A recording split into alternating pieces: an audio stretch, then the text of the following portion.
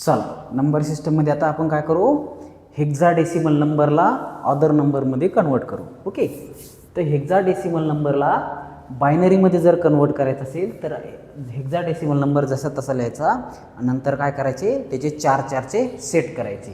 Okay, उदाहरणार्थ ह्या एफचे काय करायचे, एफला काय लिहितात 1 1 1 1, एफला काय लिहितात 1 1 1 1, 2ला काय लिहितात 0 0 1 0 आणि 3ला काय लिहितात 0 0 1 1.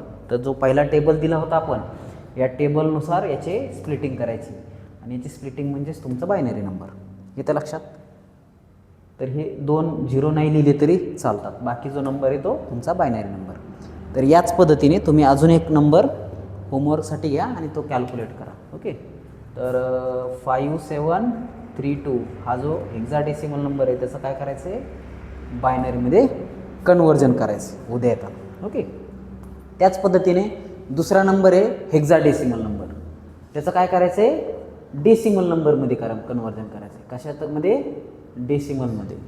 तर मग कसं करणार, तर काय करायचं आहे, नंबर घ्यायचा, त्या नंबरमध्ये पहिला डिजिट जो आहे त्याला काय करायचं आहे 7 × 10⁻ने मल्टिप्लाय करायचं. तर पहिल्याला 0 घ्यायचं आहे, मग 5 × 10⁻1 16⁻1 घ्यायचं आहे. पहा, 7 × 16चा 0वा घातांक, त्याच्यानंतर 5 × 16चा पहिला घातांक, त्याच्यानंतर 1 × 16चा दुसरा घातांक, आणि नंतर काय करायचं, इक्वलंट करून त्याची बेरीज करायची. तर ती किती येणार आहे, 343 येणार आहे. ओके, तर मग 156 hexadecimal is equals to 346 decimal. येते लक्षात. काय करायचं आहे, आता इथं जर पुन्हा एक डिजिट असता तर तो डिजिट गुणिले 16⁻³ आलं असतं. येते लक्षात. तर या पद्धतीने ते येतं आहे. तर नेक्स्ट तुम्हाला होमवर्कसाठी 256ला हेक्साडेसिमलचं कशामध्ये कन्वर्जन करायचं आहे, डेसिमलमध्ये.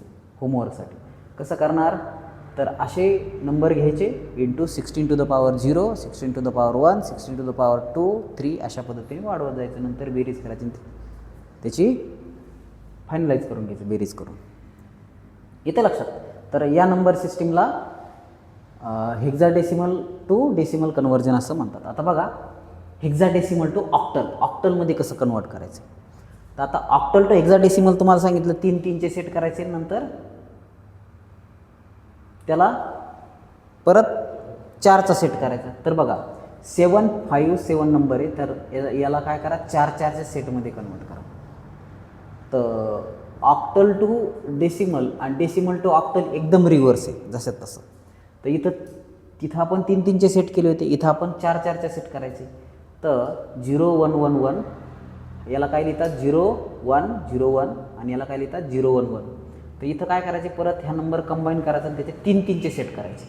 तर हा 3चा सेट केला आला 7, हा 3चा सेट केला आला 2, हा 3चा सेट केला आला 5, हा 3चा सेट केला आला 3.